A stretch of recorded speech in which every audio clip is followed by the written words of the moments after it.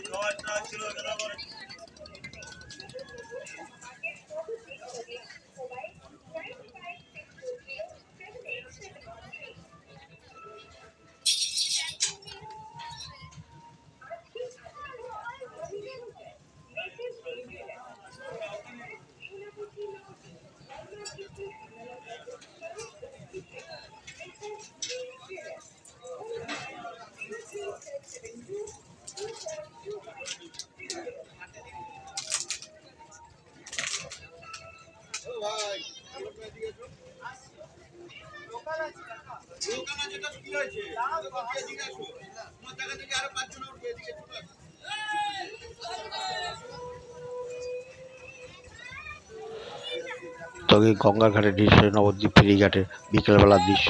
এই নৌকা চলাচল করছে, ওপার থেকে নৌকা আসছে, দেখতে পাচ্ছ। এখানে প্রতিদিন লোক প্রায় 20,000-এর ওপর লোকই যাতায়াত করে মায়াপুর এবং সরগঞ্জের দিকে লোক যাতায়াত করে এখান দিয়ে।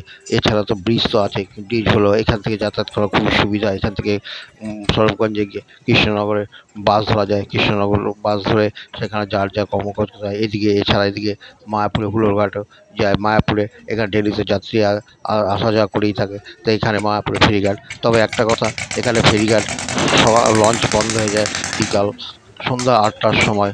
আর নৌকা রাত্রি 10টা পর্যন্ত চলে, তোমরা অ্যাভেলেবল পাবে। যাই হোক, তোমরা যদি ঘুরতে আসো নৌকায় করে যে কোনো সময় তোমরা আসতে হবে।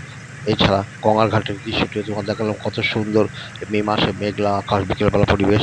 যাই হোক, ভিডিওটা এখানে রাখছি। যদি ভালো লাগে লাইক, শেয়ার এবং কমেন্টস করো।